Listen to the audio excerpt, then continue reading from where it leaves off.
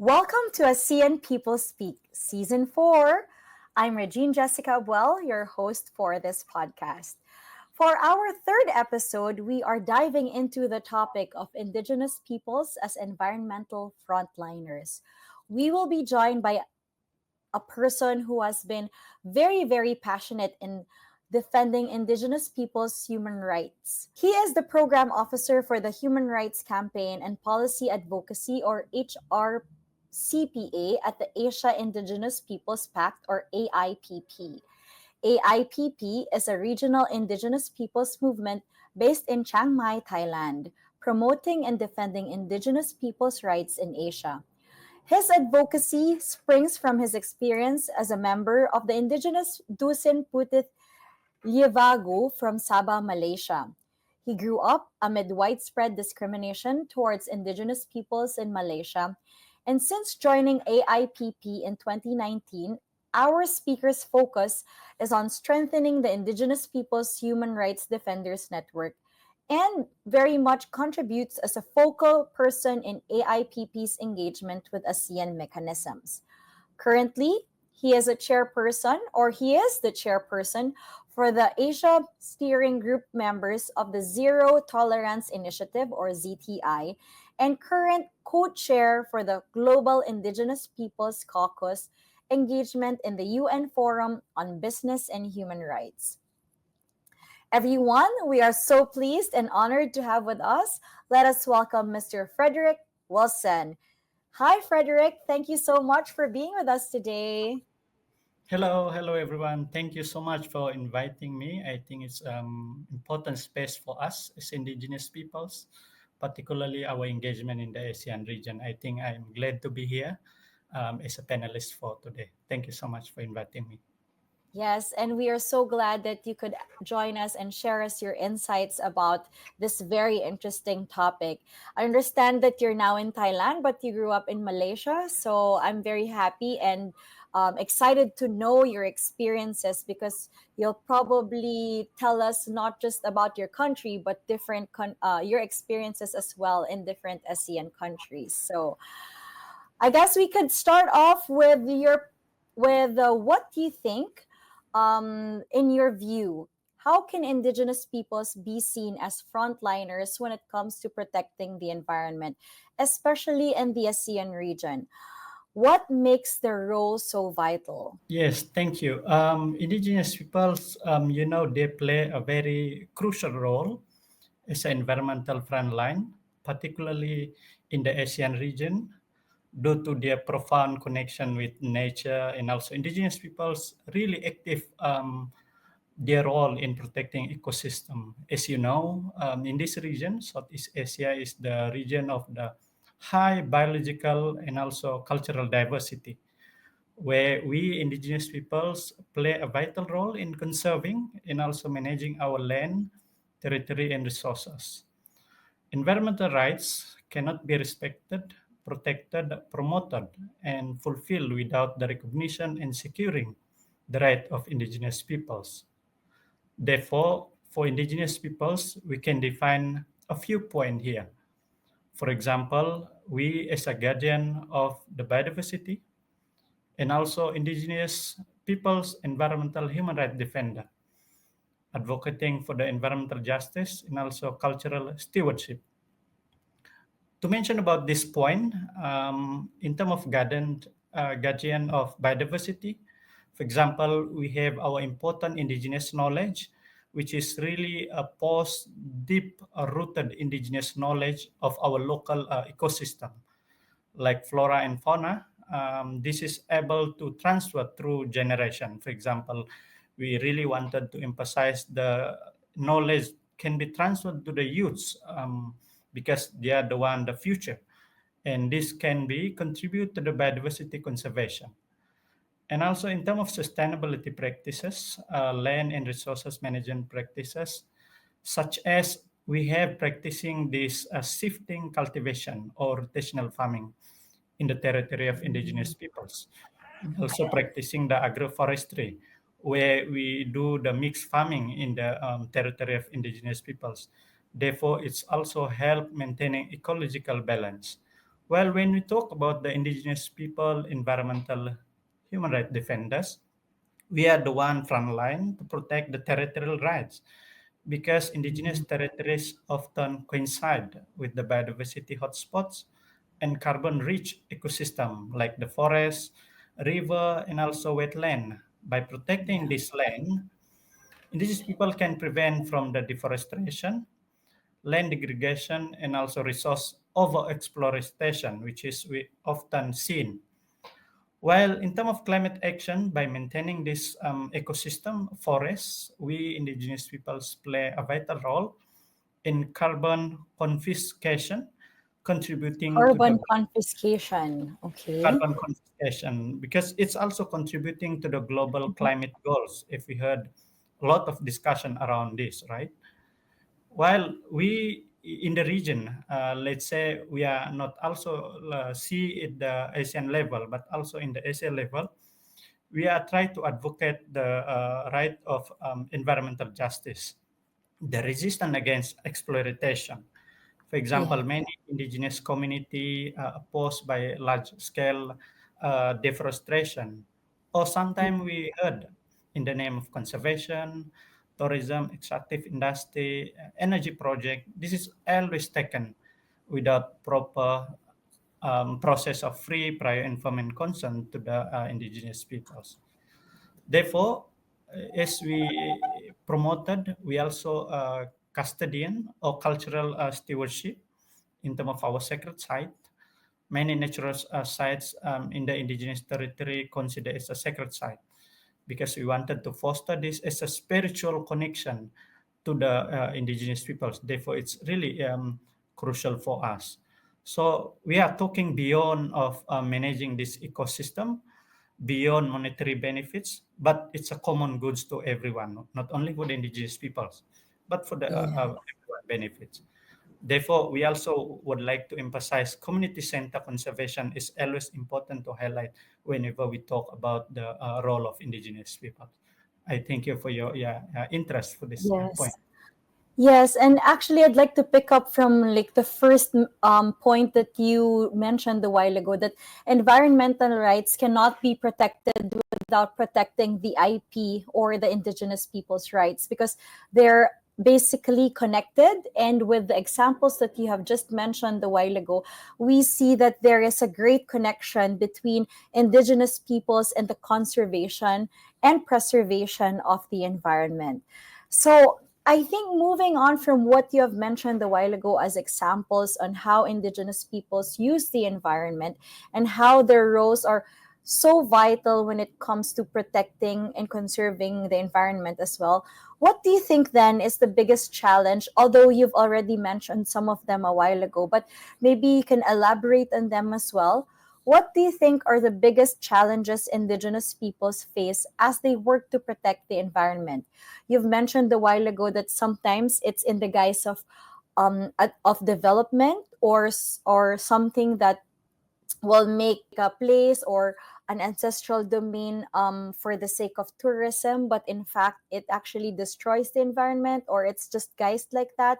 So can you give us examples of the challenges indigenous peoples face as they work to protect the environment? And with the climate change becoming a bigger threat, how have these communities been impacted, and what are they doing to adapt?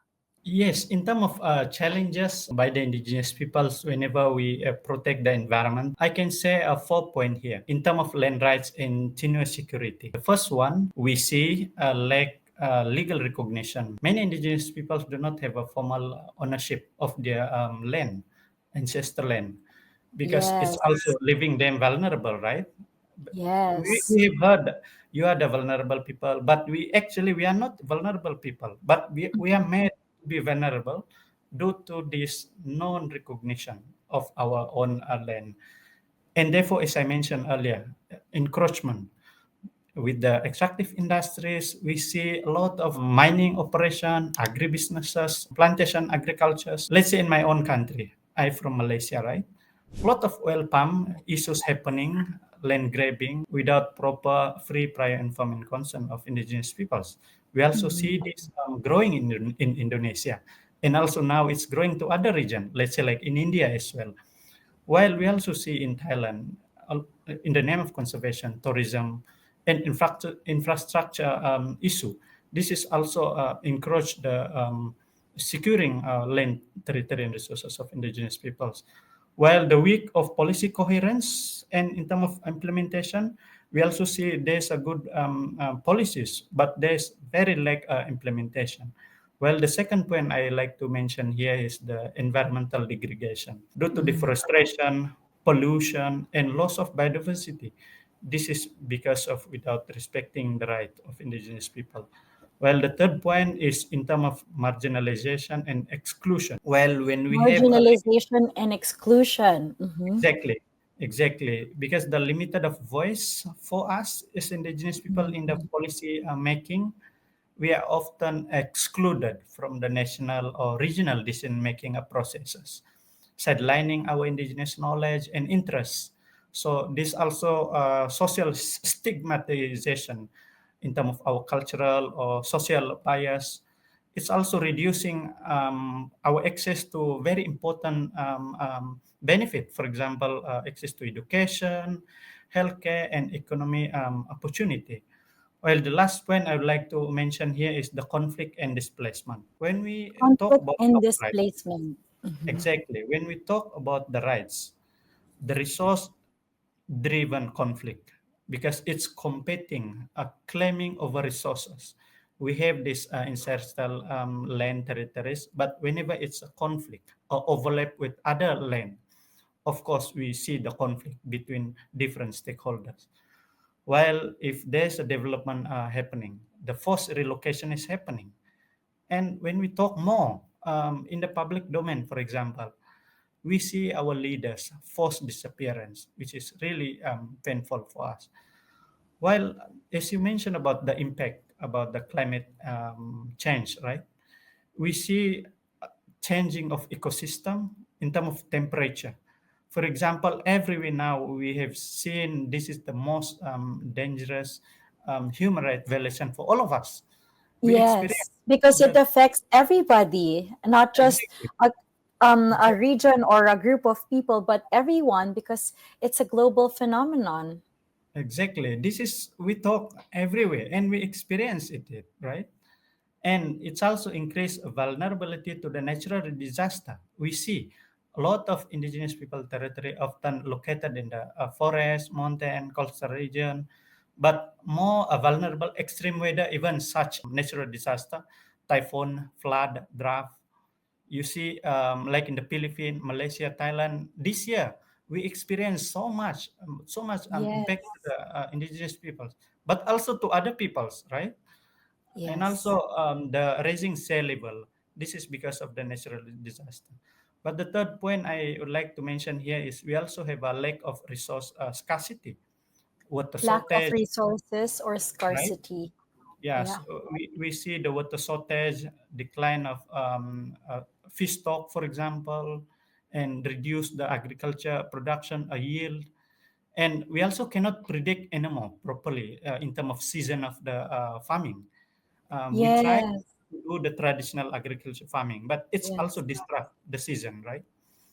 And Yes, and I agree with you there. Sorry, just to just to also supplement that, because the indigenous peoples used to know when the farming or agricultural farming would be based on the seasons, but because of climate change, it very much varies at this point. And considering what you've mentioned, also the disasters that have been happening, that do not just affect indigenous peoples, but a lot of people, the surrounding communities, and even those not belonging to indigenous peoples communities are also affected. So I guess the lifestyle, and there is a difference, a big difference when it comes to lifestyle, and not just the livelihood, but the lifestyle in general of indigenous peoples because of climate change.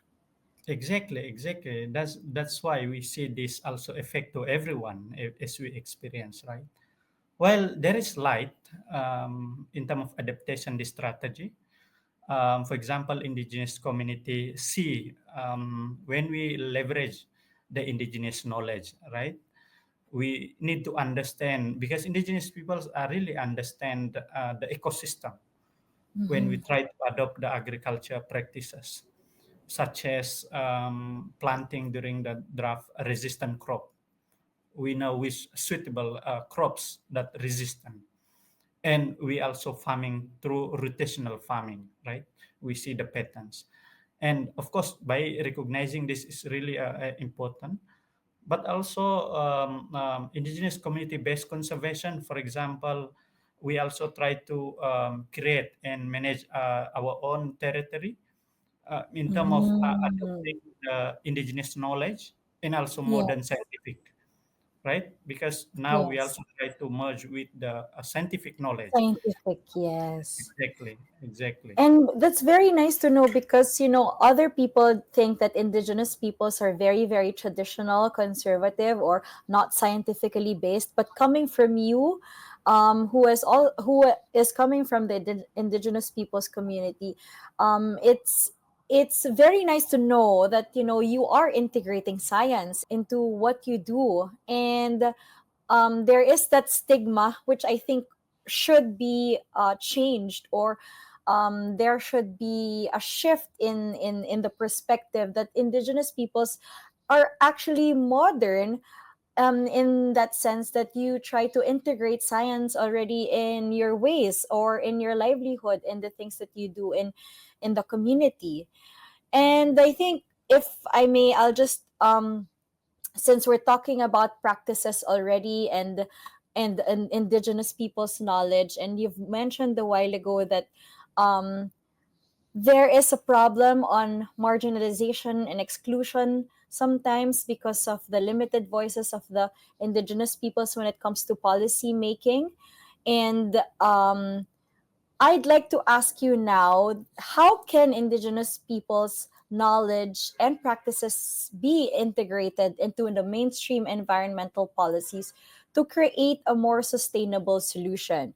Can you share maybe inspiring examples or things that you've been doing in your line of work of successful partnerships or collaborations that have amplified indigenous people's contributions? Yes, exactly. When we talk about indigenous knowledge and scientific practices, we also call the indigenous knowledge is a citizen scientist. We also part of the scientists because we know what is surrounding us. But in terms of success story, or maybe in terms of opportunity, how we can show the good practices, right? We have also contribute to the negotiation in the historical Kunming Montreal Global Biodiversity Framework. I think most of the ASEAN member states are really committed to this goal, right? And also the objective of Paris Agreement on climate change. Well, all these things are also by integrating the indigenous knowledge. Well, only, of course, we are above all that point. We also try to advance in implementing not only the right to safe, clean, healthy, or sustainable environment, but also to recognize and protect indigenous peoples. Because by recognizing them, because we have our indigenous norms, tradition, and also custom, we also need to review all these detrimental laws or policies, Mhm, mhm. because by strengthening customary governance and land tenure, this should be done by fully effective participation of indigenous peoples, Indigenous including peoples. indigenous women, youths, and also person with disability, right? And Mhm. Yeah. I mean, this is really crucial for us to work together, not only between indigenous peoples, but with the government, civil society, and other stakeholders, or even the important role of private sectors.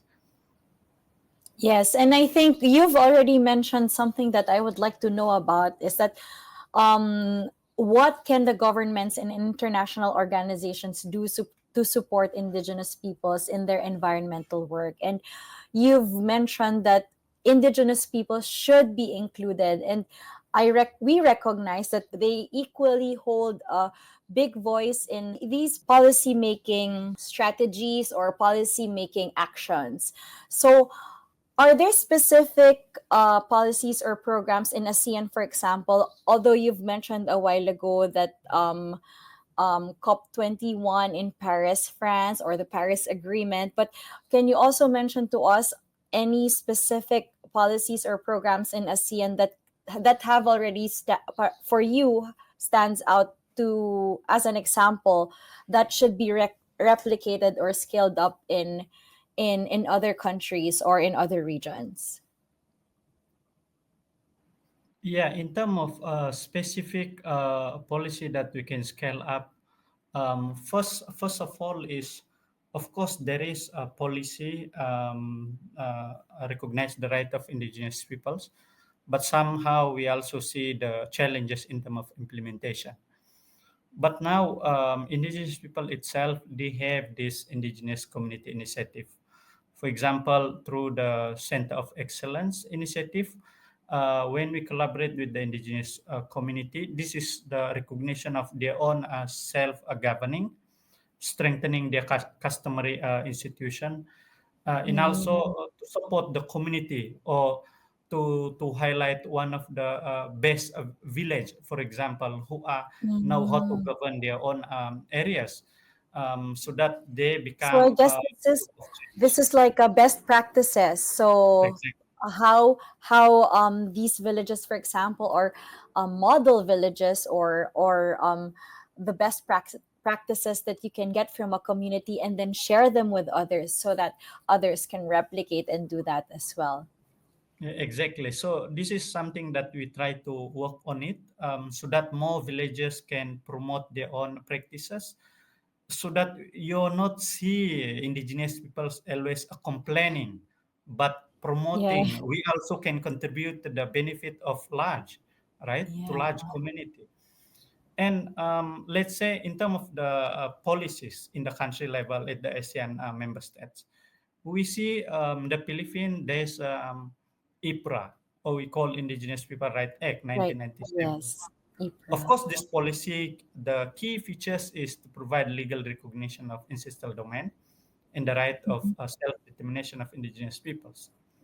However, we see the weak of implementation in terms of conflict policy and also interest. There's overlapping land claiming, for example. Many territory of community is covered by the mining, right? Mining Yes. operation, agricultures, and infrastructure. But the priority for the development is there, right? So this is something that Mm, right. But yeah. sometimes this take a precedent over the IPRA, for example, allowing more to the Mm, larger corporation than the indigenous peoples. But yeah. anyway, because we see this the week of the right that we really try to promote the free, prior, informed, and consent, at least manipulated in terms of consent, and also intimidate the indigenous people to pressure them to approve a certain project, right? For example, Mm, okay. the policy itself, it's good to scalability to other region, but we need to learn the lessons that I Yes. just Yes. highlighted, so that this kind of right is really enabling, right? I think Yes. this, Enabling yeah, instead of it should be enabling instead of something that will prejudice the indigenous peoples when especially when they give their consent to certain projects or certain developments that will be done in their ancestral domains. yes, exactly. That's why. So we also like one policies that we advocate quite long, like a decade. For example, in my own state, Sabah State, Malaysia, we have this policy. It's called Tagal system. This is the traditional system on how indigenous Tagal community. system. Yes, this is the Tagal system connected to the river protection, where Mm, traditional indigenous community-based natural resource management practice can be protected the river or water source, for example. And it is really a remarkable example. We see the sustainable of how resources use and conserving the align with the indigenous ecological knowledge. For example, we have annual process where a certain zone you can harvest, certain zone just for the mm, protected. space or certain zone, you can harvest with certain limitation, for example. So this kind of approach or policies is really welcome by the indigenous peoples, for example, because it's really embody the value of indigenous peoples before adopting this kind of policies. So I think this kind of example we should scale up across Scale the up, different yes. region Scale in the up S. and share with other countries within the region so that they can replicate as well, because they are indeed, as you've mentioned, they are enabling and at the same time do not just recognize the indigenous people's rights, but they also try to give a balance between recognizing the rights of the indigenous peoples with the resources, but at the same time in view of developments or progress. So I think, Frederic, we've learned a lot from you in this episode tonight, and I mean today, and we're so glad because you've given us a very comprehensive discussion regarding environmental challenges and indigenous peoples as environmental frontliners. I guess as we are about to end our program for today, is there anything that you would like our listeners to take home, or maybe you want to promote your organization or anything that you would like them to know about before we say goodbye? Yeah, I think I would like to say, when we talk about the policy and law itself is not suppress the peoples, but it should be Yes. harmonized or Yeah. connected to different people.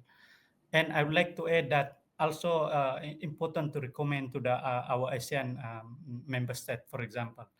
If we want to work together, we should have a ASEAN Indigenous Peoples a framework because we recognize we are here, Mm, right? yeah. And it's important to have a cross-border collaboration. Of course, somehow it started, but we need to strengthen this, right? And finally, we should have a proper mechanism in terms of monitoring and reporting of all this kind of implementation of the policies, because the ASEAN itself really play a crucial role to enabling everyone in the good space. So I really thanks for this opportunity for bringing me up here. Yeah, thank you so much. Yes, and thank you so much, Frederick, for everything that you've shared with us in today's episode. I'd like to pick up from what you said that there should be an Indigenous peoples framework, but at the same time, there should be a mechanism as well so that we can monitor and see the implementation of not just, of course, policies are just words, but it is different when it comes to implementation, and the mechanism is very much helpful when it comes to seeing if countries or states abide by these principles and these guidelines that have already been established. So, thank you so much for that. And on that note, that's all for today's episode of ASEAN People Speak. Thank you all for listening, and thank you so much to Frederick, our speaker for today, for joining us today. Join us again next week. Don't forget to hit that subscribe button on Spotify to stay updated and never miss an episode. You can also stay connected with us on Facebook, Instagram, and YouTube by following at WG ASEAN HRMEC. And you can also visit our website at aseanhrmec.org. Thank you so much, guys, for listening. Until next time, stay informed and stay engaged. Goodbye.